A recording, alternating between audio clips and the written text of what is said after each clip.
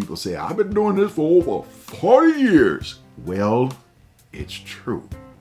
I have been doing this for over 40 years, helping people to connect their spiritual lives with their natural everyday activities.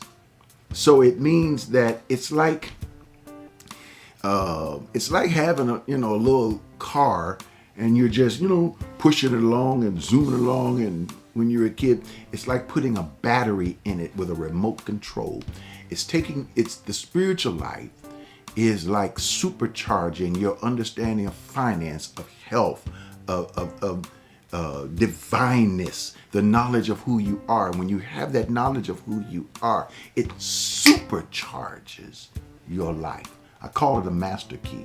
I believe it has the ability to unlock every door. Just one key can unlock many doors if you have the right key. And that's what I'm teaching you. Where to get the right key, how to have the right key, how to know how to use that particular key. That's what the Master Key class is all about. So take a moment. You know the drill. Share this with somebody you care about. And the reason I say it that way is because, if you just share it with anybody, I don't want to watch that. Share it with people that you know. Say, listen, I want you to watch this. Click it to them. Share it with them. They'll say, oh, not only that, but you can also comment wherever you're watching this from, out of town, out of state, out of the country. Let me know. And also like it, because the likes are, of course, it helps us do better every single week we're on. Now, let's get into this. This is Black History Month, and we have been talking about spirituality from, I shouldn't say a Black history perspective, but Black history from a spiritual perspective. To understand, and it's not just good for some people, but it's good for all people to understand how this thing works. That from the very beginning, when people were brought over as enslaved people from Africa, some people think that they weren't spiritual. They were very spiritual people. As a matter of fact, we understand that even Christianity, not necessarily Christianity we knew in America, but Christianity in its original form that came out of the Middle East, it didn't take long. That's where Jesus went. The scripture says when he left Bethlehem, when he was born, they took him down to Egypt. He hid in Egypt. Where's Egypt? That's right. It's in Africa. So it also tells about other people who were in Jerusalem during the day of Pentecost.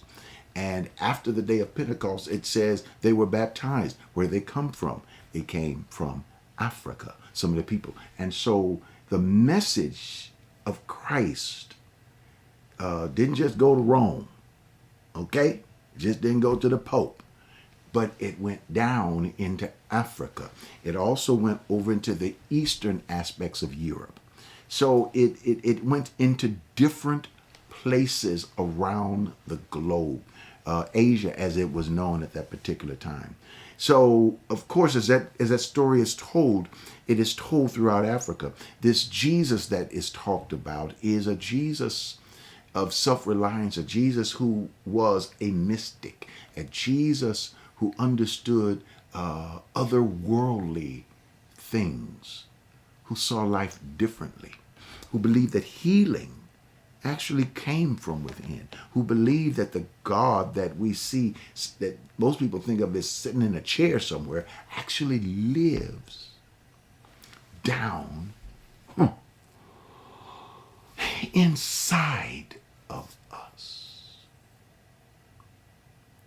If that God lives inside of us, then what happens when we become aware of that God?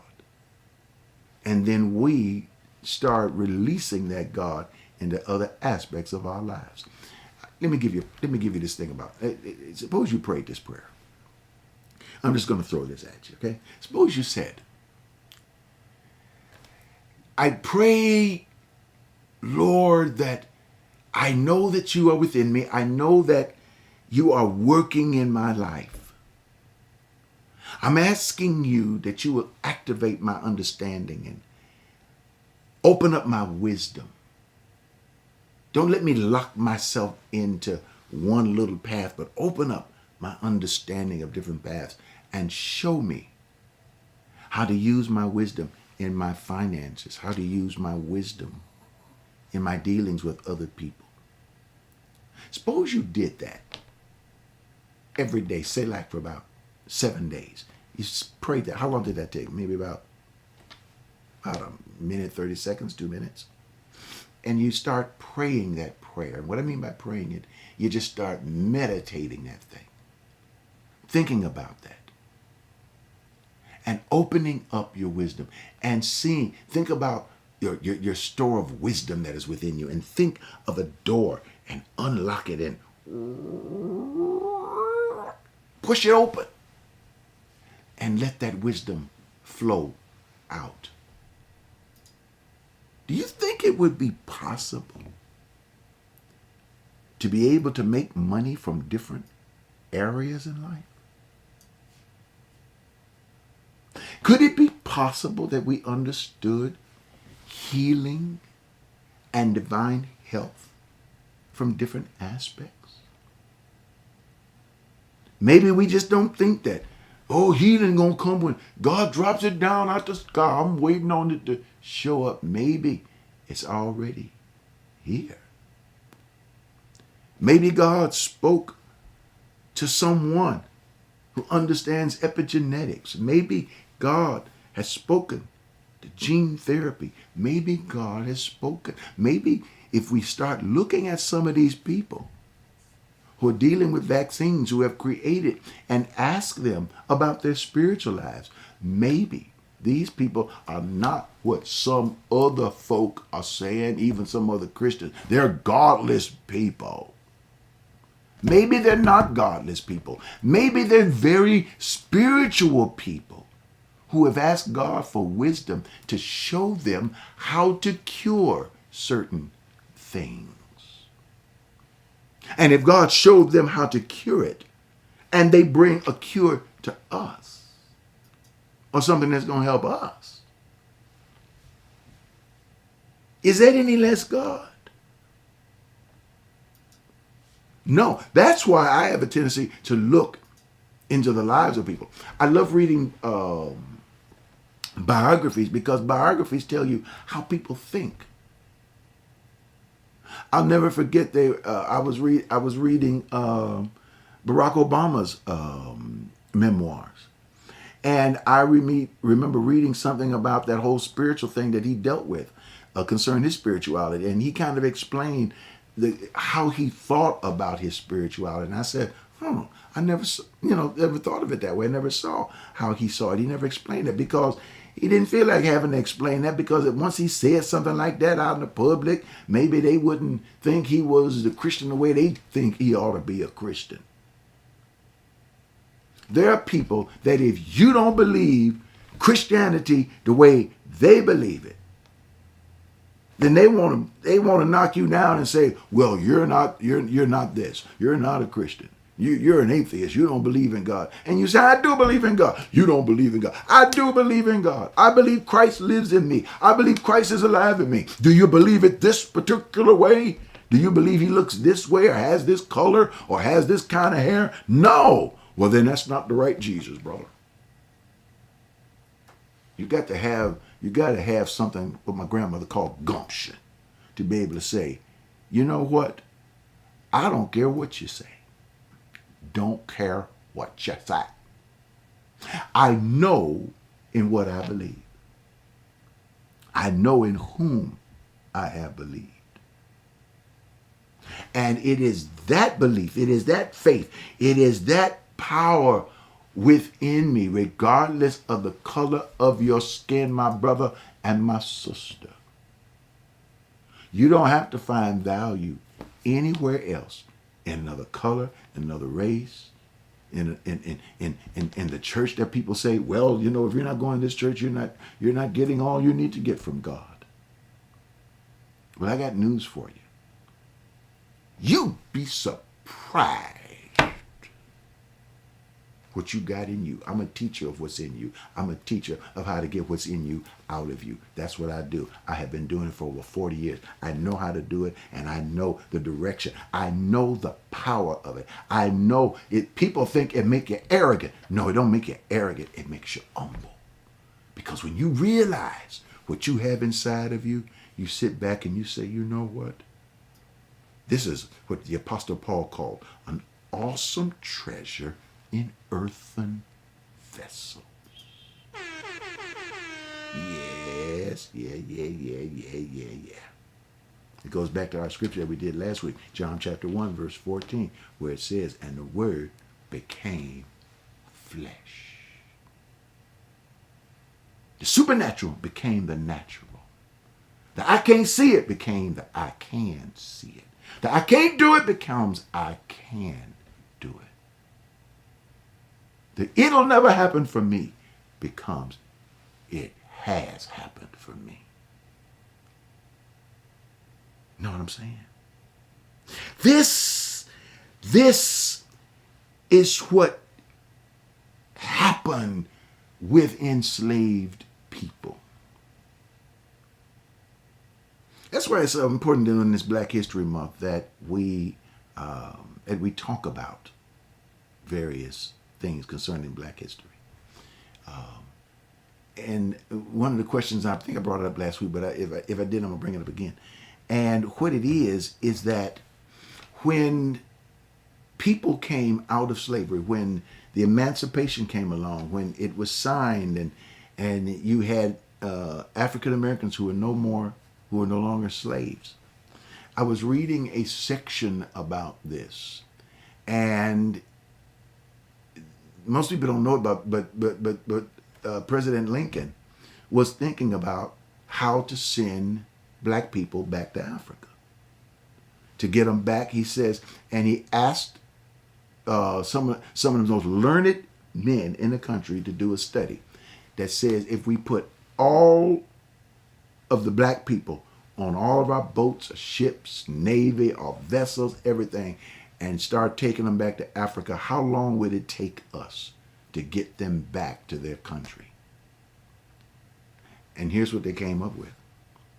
They said, by the time you got as many people on all of our boats that we have in America at this particular time, by the time we got halfway across the ocean, it says you got so many black people in America, there will be more babies born than are on the ships that you only got halfway to Africa. By the time you got got them to Africa, there would be twice as many babies born. And by the time the boats got back, then when they started to carry another load, now you're duplicating, triplicating. In other words, you can't take them back to Africa. It's too many. So when they released that many black people on America, emancipated, released, they released them without work, without jobs, without money, without an income. Wealth had been created on the backs of enslaved people. But now this wealth was not in their pockets. What in the world did they have?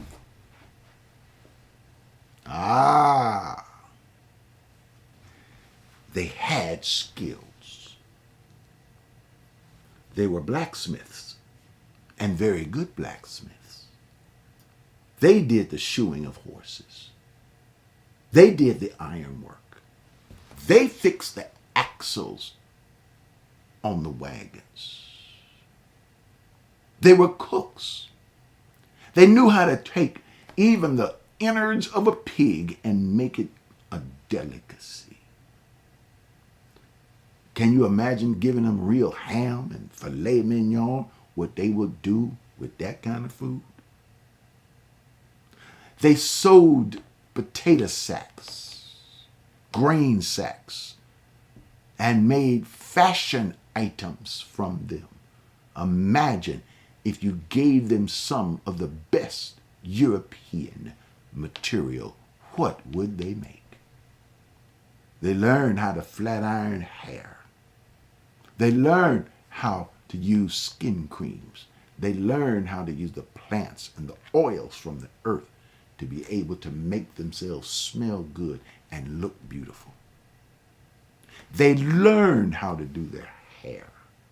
They learned.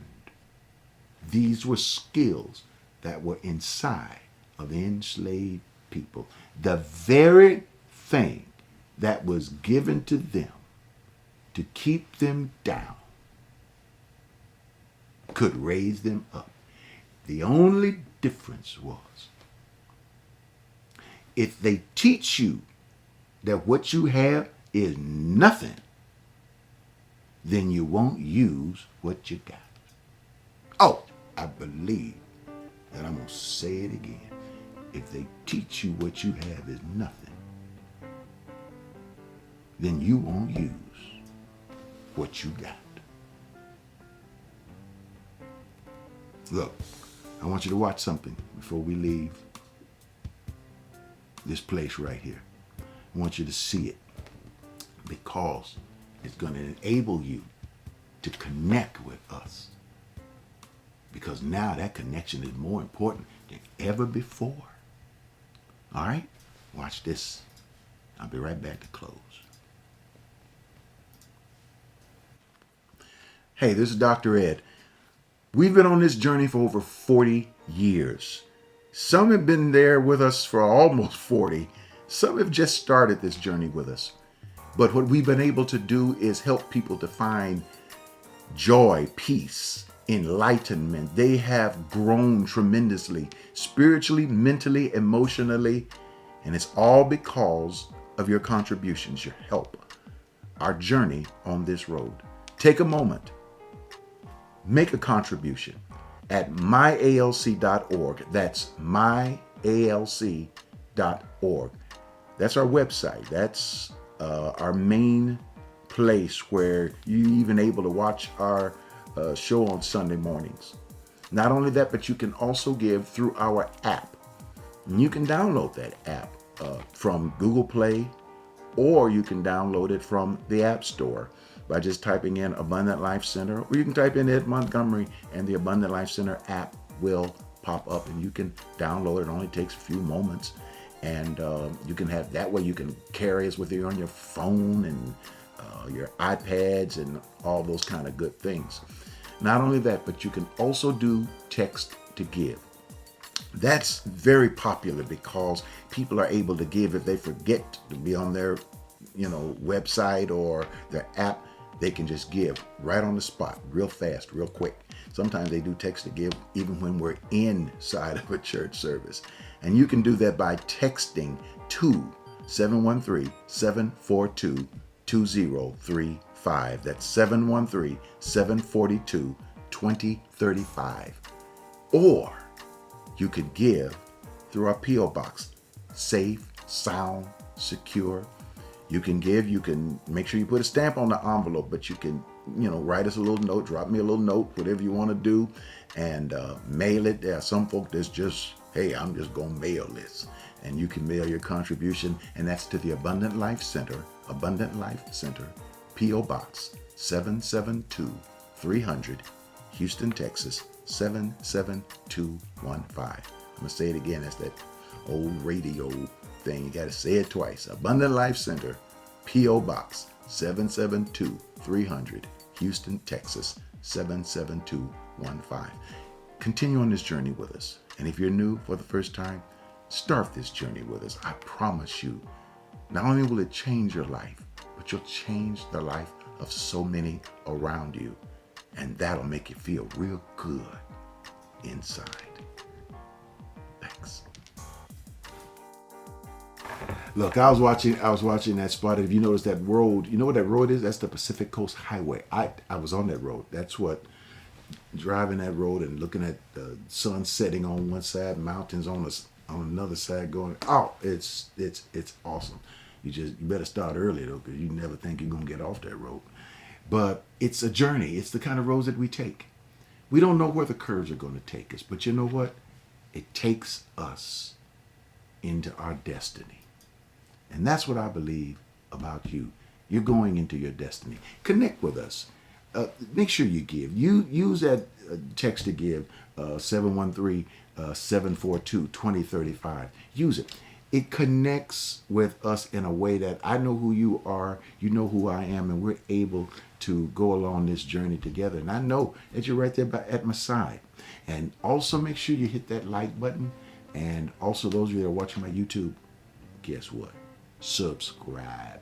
Hit that subscribe and that notification bell, bing, and it'll let you know when we get ready to show up. I hear my music playing, which means I got to go. So remember, thinking about you, use your master key. Love you. Bye-bye.